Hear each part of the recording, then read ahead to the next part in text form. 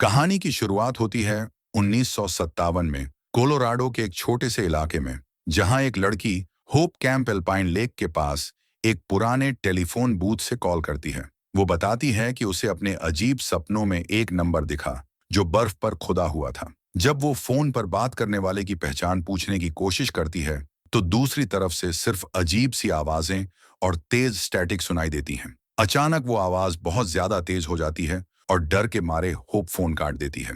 दूसरी तरफ 1982 में डेनवर शहर में एक लड़का फिनी एक नए बच्चे को बुरी तरह पीट रहा होता है। वो तभी रुकता है जब उसकी बहन ग्वेन जोर से चिल्लाकर उसे रोकती है। बाद में ग्वेन उससे पूछती है कि झगड़ा क्यों हुआ, तो फिनी कहता है कि पहले दूसरे लड़के ने उसे मारा था। अब फिनी की गिनती शहर के बहादुर लड़कों में होती है, क्योंकि 4 साल पहले उसने एक सीरियल किलर ग्रैबर को हराया था जिसने बच्चों को अगवा करके मार दिया था। उसी वक्त अर्नी नाम का लड़का उनके पास आता है, जो ग्रैबर के एक शिकार का भाई होता है। वो ग्वेन को एक कॉन्सर्ट में चलने के लिए कहता है और ग्वेन खुशी खुशी मान जाती है। रात में फिनी को नींद नहीं आती। वो बाहर सिगरेट पीने निकलता है और उसे अपने पुराने डरावने हाथ से याद आने लगते हैं। उसे लगता है जैसे ग्रैबर अब भी उसके घर के पीछे खड़ा उसे देख रहा है। ग्वेन बाहर आती है और उससे बात करने की कोशिश करती है, लेकिन फिनी अपने डर के बारे में कुछ नहीं बताता। दूसरी तरफ कैंप एल्पाइन लेक में कई बच्चे छुट्टियां मनाने आए होते हैं। वहीं एक लड़का फेलिक्स जंगल में भागता हुआ दिखाई देता है, क्योंकि ग्रैबर उसका पीछा कर रहा होता है। फेलिक्स भागते भागते गिर जाता है और ग्रैबर उसे चाकू से बेरहमी से मार देता है। मरने से पहले फेलिक्स बर्फ पर डब्ल्यू का निशान बना देता है और उसकी लाश झील में फेंक दी जाती है। अचानक ग्वेन नींद से डरकर जाग जाती है। ये सब उसका एक भयानक सपना था। तभी फोन की घंटी बजती है। ग्वेन दरवाजा खोलती है और उसे सामने वाली सड़क पर कुछ अजीब दिखता है। तभी फिनी उसे जगाकर कहता है कि वो फिर से नींद में चल रही थी। ग्वेन फिनी को बताने की कोशिश करती है कि उसे एक बहुत बुरा सपना आया था, लेकिन फिनी उसे बस वापस जाकर सोने के लिए कह देता है। अगले दिन ग्वेन स्कूल की लाइब्रेरी में जाकर अलौकिक घटनाओं के बारे में रिसर्च करने लगती है, लेकिन बाकी लड़कियां उसका मजाक उड़ाती हैं और उसे चुड़ैल कहकर चिढ़ाती हैं।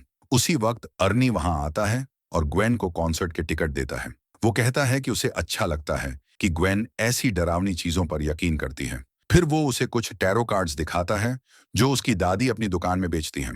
अर्नी को पता होता है कि ग्वेन के सपनों की वजह से ही ग्रैबर के शिकार बच्चों की लाशें मिली थीं। ये बात सुनकर ग्वेन थोड़ा असहज हो जाती है, लेकिन अर्नी मुस्कुराकर कहता है, मुझे अजीब चीजें पसंद हैं। स्कूल के बाद फिनी एक दुकान पर जाता है, जहां उसे पास के पुराने पे फोन से घंटी बजने की आवाज आती है। वो फोन उठाकर कहता है, सॉरी, मैं मदद नहीं कर सकता, और तुरंत फोन रख देता है। लेकिन तभी दिखता है कि वो फोन तो सालों से बंद पड़ा है। दूसरी तरफ कैंप एल्पाइन लेक में एक लड़का कैल बाकी बच्चों के साथ खूब मस्ती कर रहा होता है, लेकिन रात में जब वो जंगल में अकेला होता है तो ग्रैबर उसका पीछा करने लगता है। ग्रैबर उसे पकड़ लेता है और कुल्हाड़ी से टुकड़े टुकड़े कर देता है। कुछ हिस्से वो जला देता है और बाकी झील में फेंक देता है। मरने से पहले कैल की आत्मा बर्फ पर डब्ल्यू के पास बी का निशान बना देती है। उसी पल ग्वेन की नींद टूट जाती है। ये भी उसका एक डरावना सपना था, लेकिन इस बार जब वो बाहर जाती है तो कैल की लाश सच में उसके आंगन में पड़ी होती है। डर और हैरानी में ग्वेन अपनी साइकिल उठाती है और सीधे ग्रैबर के पुराने घर पहुंच जाती है। वो घर की एक छोटी खिड़की से अंदर जाती है और नीचे तहखाने में पहुंचती है। वहां उसे एक ब्लैक फोन दिखाई देता है। जैसे ही वो फोन उठाती है, दूसरी तरफ से होप की आवाज आती है, वही जो उसने कहानी की शुरुआत में सुनी थी। अब ग्वेन को एहसास होता है कि होप को भी वही सपने आते थे, बस फर्क इतना था कि जहां लड़के बर्फ पर अक्षर बनाते थे, वहीं होप ने नंबर खुदे हुए देखे थे। ग्वेन होप की आवाज से और ज्यादा जानना चाहती है, लेकिन तभी फोन में फिर से स्टैटिक शोर भर जाता है और कॉल कट जाती है। जैसे ही ग्वेन पीछे मुड़ती है, वो डर के मारे जम जाती है। उसके सामने ग्रैबर के भाई की आत्मा खड़ी होती है। वो कहता है, तुम्हें यहां नहीं होना चाहिए। तभी तहखाने का दरवाजा अपने आप खुल जाता है और ब्लैक फोन फिर से बजने लगता है। सीढ़ियों से कोई नीचे उतरता है। ग्वेन डर जाती है, लेकिन राहत की बात यह होती है कि वो फिनी होता है, जो अपनी बहन को ढूंढते हुए यहाँ आया था। ग्वेन उसे बताती है कि उसने फोन पर होप से बात की, और हैरानी की बात यह है कि होप असल में उनकी माँ के बचपन का नाम था। फिनी को यकीन नहीं होता। वो कहता है कि यह सब बस एक सपना होगा, और गुस्से में जमीन पर थूक कर वहां से निकल जाता है। अगले दिन ग्वेन को कैंप एल्पाइन लेक का एक पर्चा मिलता है। वो कहती है कि उन्हें वहां काउंसलर बनकर जाना चाहिए ताकि वो इस जगह की सच्चाई पता कर सकें, लेकिन फिनी मना कर देता है। तभी उनका पिता टेरेंस ये बात सुन लेता है और कहता है कि उनकी माँ भी कभी उसी कैंप में काम करती थी। वो बताता है कि 1958 में वो कैंप बंद कर दिया गया था और उसे वैसे भी ऐसे क्रिश्चियन कैंप्स पसंद नहीं हैं। कुछ देर बाद ग्वेन अर्नी को मनाती है कि वो उसके साथ कैंप चले। फिनी को अर्नी बिल्कुल पसंद नहीं होता, इसलिए वो भी बहन की हिफाजत के लिए साथ जाने का फैसला करता है। कई घंटों की ड्राइव के बाद वो लोग बर्फ से ढकी सड़कों पर पहुंचते हैं, जहां कई गाड़ियों के एक्सीडेंट्स हो चुके होते हैं। बर्फ इतनी घनी होती है कि आगे सड़क दिखाई नहीं देती। फिनी अर्नी से कहता है कि वो कार रोक दे। वो आगे दौड़कर रास्ता देखेगा और अर्नी को बस उसके पीछे पीछे कार चलानी है। कुछ देर बाद वो लोग मस्टैंग नाम के एक आदमी से मिलते हैं, जो उन्हें टॉर्च की रोशनी में सही रास्ता दिखाते हुए कैंप एल्पाइन लेक तक पहुंचा देता है। वहां उनकी मुलाकात मस्टैंग के चाचा आर्मांडो से होती है, जो कैंप के मैनेजर हैं। आर्मांडो बताते हैं कि तूफान की वजह से बच्चे कल नहीं आएंगे, क्योंकि सड़क साफ करने का काम तूफान रुकने तक टाल दिया गया है। जब वो लोग अपने अपने केबिन की तरफ जा रहे होते हैं, तो फिनी को रास्ते में एक पुराना पे फोन दिखता है, जो देखकर उसका मन बेचैन हो उठता है। ग्वेन को गर्ल्स के रूम में भेज दिया जाता है, जबकि फिनी और अर्नी बॉयज डॉर्म में चले जाते हैं। लेकिन वहां अंदर कोई नहीं होता, क्योंकि इस बार कैंप में सिर्फ स्टाफ मौजूद है। ग्वेन जल्दी ही सो जाती है, लेकिन उसे फिर से एक भयानक सपना आता है। इस बार वो अतीत में पहुंच जाती है। वहां स्पाइक नाम का लड़का कैंप की म्यूजिक बैंड का हिस्सा होता है, लेकिन ग्रैबर उसे भी बेरहमी से मार देता है। मरने से पहले स्पाइक बर्फ पर बाकी निशानों के पास एक और अक्षर एच खुदता है और फिर उसका चेहरा बीच से दो हिस्सों में बंट जाता है। अचानक ग्वेन डरकर नींद से जाग जाती है। उसे अपने बेड के पास से खरोंचने जैसी आवाजें सुनाई देती हैं, जो पास के बिस्तर के नीचे से आ रही होती हैं। उधर बाहर फिनी सिगरेट पी रहा होता है, तभी उसे वहीं पे फोन बजता हुआ सुनाई देता है। जैसे ही वो उसकी तरफ बढ़ता है, फोन की घंटी रुक जाती है। वो पीछे मुड़कर जाने लगता है तो घंटी फिर से बज उठती है। इस बार फिनी फोन तक पहुंच जाता है और कहता है, मैं मदद नहीं कर सकता। फिर फोन रख देता है, लेकिन तभी फोन दोबारा बजने लगता है। फिनी परेशान होकर जाने लगता है, मगर हर कदम के साथ घंटी और डरावनी होती जाती है। मजबूर होकर वो फिर से फोन उठाता है। दूसरी तरफ से स्टैटिक आवाजें आती हैं और फिर एक गहरी ठंडी आवाज सुनाई देती है। हेलो फिनी, ये ग्रैबर की आवाज होती है। फिनी तुरंत फोन काट देता है, लेकिन अचानक फोन बूथ का दरवाजा अपने आप बंद हो जाता है। वो लात मार मार कर दरवाजा खोलने की कोशिश करता है, मगर वो नहीं खुलता। फोन फिर से बजने लगता है और जब फिनी गुस्से में फोन पर लात मारता है तो हैंडसेट नीचे गिर जाता है।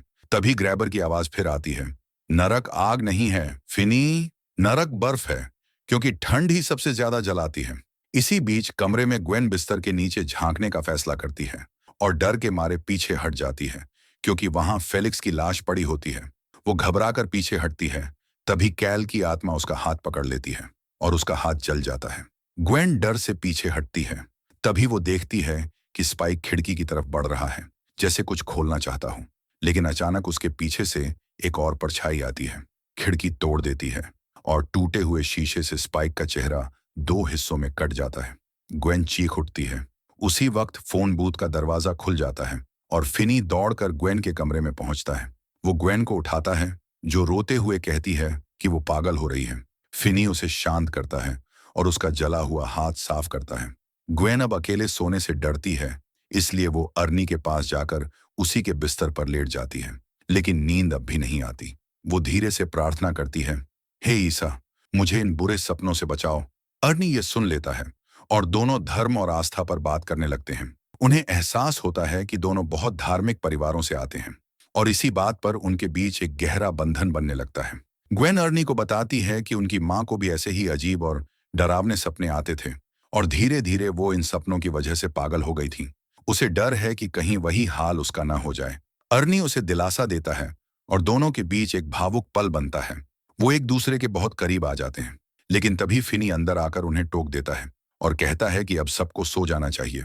सुबह होते ही फिनी गुस्से में आ जाता है, क्योंकि ग्वेन ने अर्नी को सारी बातें बता दी होती हैं। लेकिन ग्वेन उसे समझाती है कि उन्हें अब मदद की जरूरत है और वो उसे अपने जले हुए हाथ का निशान दिखाती है, जो साबित करता है कि ये सब सिर्फ सपने नहीं हैं, कुछ असली हो रहा है। नाश्ते के दौरान आर्मांडो ग्वेन को डांटता है, क्योंकि वो लड़कों के डॉर्म में सोई थी। फिर वो तीनों से पूछता है कि वो असल में कैंप में क्यों आए हैं, क्योंकि उसे यकीन नहीं होता कि वो वाकई काउंसलर बनना चाहते हैं। इस पर ग्वेन और फिनी उसे अपनी माँ होप की एक तस्वीर दिखाते हैं। आर्मांडो तस्वीर देखते ही भावुक हो जाता है। उसे याद आता है कि होप कभी इसी कैंप में काउंसलर हुआ करती थी। लेकिन जब वो सुनता है कि होप ने 7 साल पहले खुदकुशी कर ली थी, तो वो बहुत दुखी हो जाता है। आर्मांडो बच्चों से कहता है कि वो अपने परिवार को कॉल करें ताकि सबको पता चल जाए कि वो ठीक हैं, और इसके लिए वो उन्हें ऑफिस फोन इस्तेमाल करने को कहता है। जब फिनी बाहर के पे फोन का जिक्र करता है, तो आर्मांडो हैरान होकर कहता है, वो फोन तो 10 साल से बंद पड़ा है। आर्मांडो के जाने के बाद फिनी बाकी दोनों को बताता है कि कल रात वही फोन बजा था और उसने खुद ग्रैबर की आवाज सुनी थी। तभी अचानक सच में वो पे फोन फिर से बज उठता है। फिनी भागकर उसे उठाता है। दूसरी तरफ से पहले स्टैटिक आता है, फिर एक लड़के की कांपती हुई आवाज, यहाँ बहुत ठंड है, हमें यहाँ नहीं होना चाहिए। उसी पल फिनी के आसपास 3 बच्चों की आत्माएं दिखाई देने लगती हैं। फोन पर लड़का बार बार मदद मांगता रहता है, लेकिन फिनी कुछ भी समझ नहीं पाता। वो सवाल करता है कि वो कौन है, लेकिन भूतिया आवाजें बस दर्द और डर में चीखती हैं। अचानक वो सब फोन बूथ की दीवारों पर जोर जोर से ठोकने लगते हैं और तभी गायब हो जाते हैं, जैसे ही फिनी फोन रख देता है। दूसरी तरफ ग्वेन और अर्नी की मुलाकात केनेथ और बारबरा नाम के स्टाफ से होती है। ग्वेन उनसे पूछती है कि क्या उनके पास कैंप के इतिहास पर कोई बुक्स या रिकॉर्ड्स हैं। केनेथ शांति से कहता है कि उनके पास सिर्फ पुराने ब्रोशर हैं, लेकिन बारबरा बहुत रूखी और बदतमीज होती है। वो ग्वेन को लड़कों के साथ सोने पर ताने मारती है और गालियां भी देती है। जब ग्वेन उन 3 मरे हुए बच्चों के बारे में पूछती है, तो बारबरा कहती है, अच्छे ईसाई लोग ऐसी घटिया बातों पर चर्चा नहीं करते। इस पर ग्वेन और बारबरा के बीच झगड़ा हो जाता है और केनेथ बीच में आकर उन्हें बाहर निकाल देता है। रात में ग्वेन को फिर एक डरावना सपना आता है। वो देखती है कि उसकी माँ होप ब्लैक फोन उठा रही है और उसी के साथ वो 3 मरे हुए बच्चे मदद की गुहार लगा रहे हैं। ग्वेन उन्हें बचाने की कोशिश करती है और फेलिक्स की आत्मा उसे जंगल की ओर बुलाती है। लेकिन जैसे ही वो आगे बढ़ती है, आसमान से लाल पंख गिरने लगते हैं और फेलिक्स की आत्मा अचानक गायब हो जाती है। ग्वेन नीचे देखती है और जमीन पर फेलिक्स की जैकेट पड़ी होती है। पास ही स्पाइक उसे ध्यान से देख रहा होता है। तभी अचानक एक कुल्हाड़ी पेड़ के तने पर गिरती है और वहां से खून बहने लगता है। उसी पल एक अजीब आवाज सुनकर ग्वेन की आंख खुल जाती है। वो देखती है कि डॉर्म का दरवाजा जोर से बंद हुआ है और एक पल के लिए उसे अपनी माँ खिड़की के पास खड़ी नजर आती है। ग्वेन डर के बावजूद बाहर जाती है और दूर फेलिक्स को देखती है, जो उसे अपने पीछे आने का इशारा करता है। दूसरी तरफ फिन्नी की नींद फोन की घंटी से टूट जाती है। वो एर्नी को उठाकर कहता है, अपनी बहन का ध्यान रखना, और खुद कॉल उठाने चला जाता है। फोन उठाते ही फिन्नी को ग्रैबर की आवाज सुनाई देती है, जो कहता है कि वो बदला लेने वापस आया है। अब वो फिन्नी की हर प्यारी चीज को खत्म करेगा, क्योंकि उसी की वजह से उसे अपने भाई को मारना पड़ा था। उधर एर्नी लड़कियों के डॉर्म में जाता है, लेकिन ग्वेन वहां नहीं होती। घबराकर वो स्टाफ को बुलाने दौड़ पड़ता है। इस बीच फेलिक्स ग्वेन को मेस हॉल तक ले जाता है। वहां ग्वेन एक तेज रोशनी का पीछा करते हुए किचन में पहुंचती है, जहां ओवन अपने आप खुलते हैं और अंदर से तेज आग की लपटें निकलने लगती हैं। तभी एक छाया से ग्रैबर का भूत निकलता है और कुल्हाड़ी लेकर ग्वेन पर हमला कर देता है। ग्वेन पूरी ताकत से खुद को बचाने की कोशिश करती है, लेकिन ग्रैबर बेल्ट से उसके पैरों को बांध देता है और फिर उसका गला दबाने लगता है। उसी वक्त एर्नी और बाकी स्टाफ दौड़ते हुए अंदर आते हैं, लेकिन उन्हें वहां ग्रैबर नजर नहीं आता। बस ग्वेन हवा में उठी हुई, तड़पती हुई दिखती है। अचानक उसका शरीर दीवार से जोर से टकराता है और बाहर फिन्नी को बारबरा की चीख सुनाई देती है। वो भी भागकर किचन की ओर दौड़ता है। ग्वेन को फिर मेज पर पटक दिया जाता है और वो हवा में घूमती हुई ओवन की तरफ फेंकी जाती है। ठीक तभी एर्नी झपटकर उसके पैरों को पकड़ लेता है ताकि वो आग में न गिरे। लेकिन जब बाकी लोग मदद करने आगे बढ़ते हैं, तो किचन की सारी चीजें अपने आप उड़ने लगती हैं और उन पर हमला करने लगती हैं। तभी फिन्नी वहां पहुंचता है और जैसे ही वो आता है, ग्रैबर ग्वेन को छोड़कर परछाइयों में गायब हो जाता है। फिन्नी ग्वेन को होश में लाता है और सब लोग जल्दी से प्रार्थना कक्ष में इकट्ठा होते हैं। ग्वेन सबको बताती है कि उसने अपने सपनों में जिन 3 लड़कों को देखा था, वो असल में इस कैंप से ही जुड़े हुए हैं। ये सुनकर आर्मांडो चौंक जाता है और बताता है कि वो बच्चों को ढूंढने की कोशिश कभी नहीं छोड़ी थी। फिर वो उन्हें उस साल की एक पुरानी तस्वीर दिखाता है जब आखिरी बार कैंप खुला था। तस्वीर में ग्वेन की माँ होप को देखकर फिन्नी पहचान जाता है, लेकिन उसी तस्वीर में वो ग्रैबर को भी देखता है, जो उस वक्त स्टाफ में था। आर्मांडो बताता है कि उस आदमी का नाम वाइल्ड बिल हिकॉक था, जिसे लोग ऐसे बुलाते थे क्योंकि वो हमेशा बंदूकधारी की तरह बेल्ट पहनता था। ग्वेन को अचानक याद आता है कि उसने अपने सपने में वही WBH अक्षर देखे थे। अब उसे यकीन हो जाता है कि यहीं से ग्रैबर की हत्याओं की शुरुआत हुई थी। आर्मांडो कहता है कि कैंप में अजीब घटनाएं लगभग 4 साल पहले शुरू हुई थीं और फिन्नी बताता है कि उसी समय उसने ग्रैबर को मारा था। यानी उसकी आत्मा अब आजाद होकर फिर से यहीं लौट आई है। ग्वेन का मानना है कि ग्रैबर अपनी ताकत उन आत्माओं के डर से लेता है जो अभी तक शांति में नहीं हैं। इसलिए उन्हें उन बच्चों के शरीर ढूंढने होंगे ताकि उनकी आत्माएं मुक्त हो सकें। पुलिस ने कभी झील की तलाश नहीं की थी क्योंकि हत्याओं के समय वो पूरी तरह जमी हुई थी। लेकिन आर्मांडो को याद आता है कि बिल के पास आइस फिशिंग का सारा सामान था, यानी वो बर्फ में छेद कर सकता था। टीम तय करती है कि सुबह झील पर जाकर सच्चाई पता करनी होगी। उसी रात आर्मांडो अपने ऑफिस में बच्चों की तस्वीर लेने जाता है। तभी उसे बाहर से अजीब सी आवाज सुनाई देती है। वो खिड़की से झांकता है तो देखता है एक बर्फ का आदमी खड़ा है। उसे लगता है ये मस्टैंग ने मजाक में बनाया होगा। लेकिन तभी रेडियो में ग्रैबर की डरावनी आवाज गूंजती है, तुमने मुझे अपने भाई को मारने पर मजबूर किया। आर्मांडो गुस्से में कहता है, तू इन बच्चों को हमेशा कैद नहीं रख सकता। अचानक बत्तियां बुझ जाती हैं। वो टॉर्च उठाकर पीछे मुड़ता है और उसकी नजर खिड़की पर जाती है जहां खून और बर्फ से बनी ग्रैबर की मास्क टंगी होती है। आर्मांडो रेडियो से आती डरावनी आवाज सुनता है जो कहती है, मैं तुम्हें दर्द देना चाहता हूं। आर्मांडो समझ जाता है कि ये वही बिल है और जवाब देता है, हम उन बच्चों को वापस पाएंगे बिल। लेकिन तभी वो आवाज गुस्से में गरजती है, मेरा नाम बिल नहीं है। और अचानक खिड़की पर जोरदार धमाका होता है। फिर सब शांत हो जाता है। सुबह होते ही सब लोग झील की तलाशी शुरू करते हैं, लेकिन घंटों खोजने के बाद भी उन्हें कुछ नहीं मिलता। शाम को फिन्नी और अर्नी ग्वेन से कहते हैं कि वो रात में बारी बारी से उसकी देखभाल करेंगे ताकि अगर उसे फिर कोई डरावना सपना आए तो वो अकेली ना हो। रात में ग्वेन फिर एक सपना देखती है। इस बार एक अखबार बांटने वाला लड़का बिली उसके सपने में आता है। जब वो काम कर रहा होता है तभी ग्रैबर अपनी काली वैन में आकर उसे उठा ले जाता है। यहीं से पता चलता है कि बिली ही ग्रैबर का पहला शिकार था। उधर होप ग्वेन की मां को भी यही सपना दिखता है और वो पहचान जाती है कि ये वही आदमी है जो कैंप में वाइल्ड बिल कहलाता था। असल दुनिया में ग्वेन नींद में चलने लगती है, लेकिन एर्नी उसे वापस बिस्तर पर लिटा देता है। सपना जारी रहता है। अब ग्वेन अपनी मां को घर से बाहर जाते देखती है और उसके पीछे चल पड़ती है।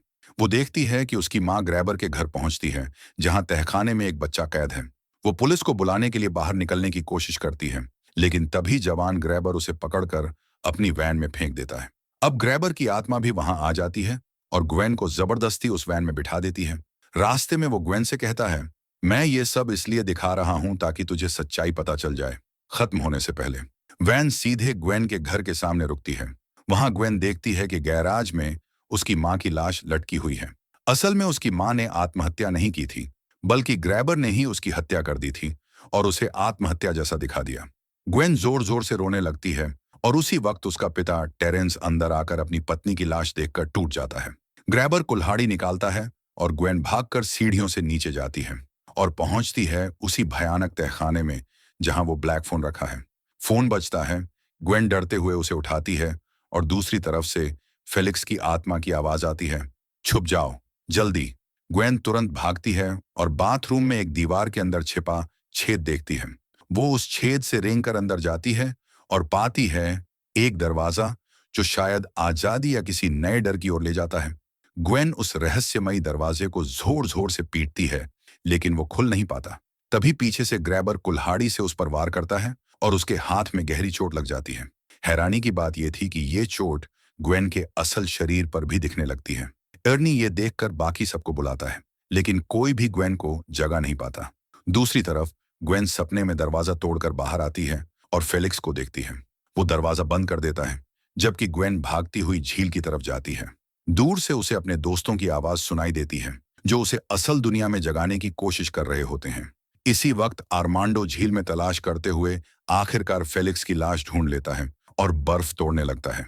अचानक ग्वेन के पास वो पुराना पेप फोन आ जाता है और बजने लगता है। जब वो कॉल उठाती है तो ग्रैबर की आवाज आती है, जो लोग मेरी ताकत छीनना चाहते हैं उनसे मुझे खुद को बचाना होगा। उसी पल ग्रैबर आर्मांडो के पीछे प्रकट होता है और बर्फ तोड़ देता है, जिससे वो ठंडे पानी में गिर जाता है।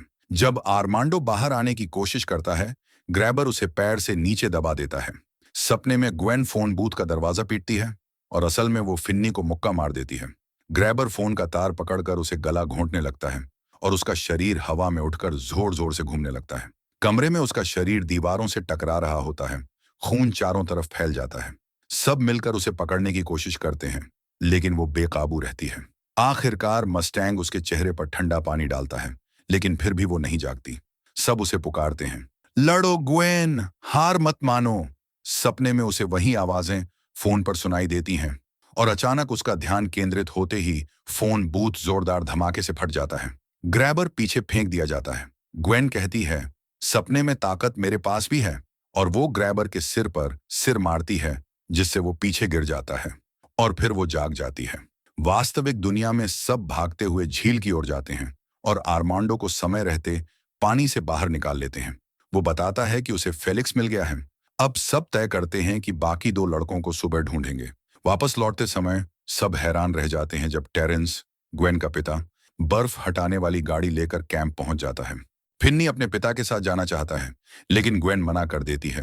वो चाहती है कि यह डरावना सिलसिला यहीं खत्म हो। वो दोनों को ताना देती है कि वे अपने डर से भाग रहे हैं, उसका सामना नहीं कर रहे। फिर वो उन्हें अपनी मां की सच्चाई बताती है, जिससे दोनों वहीं रुकने का फैसला करते हैं।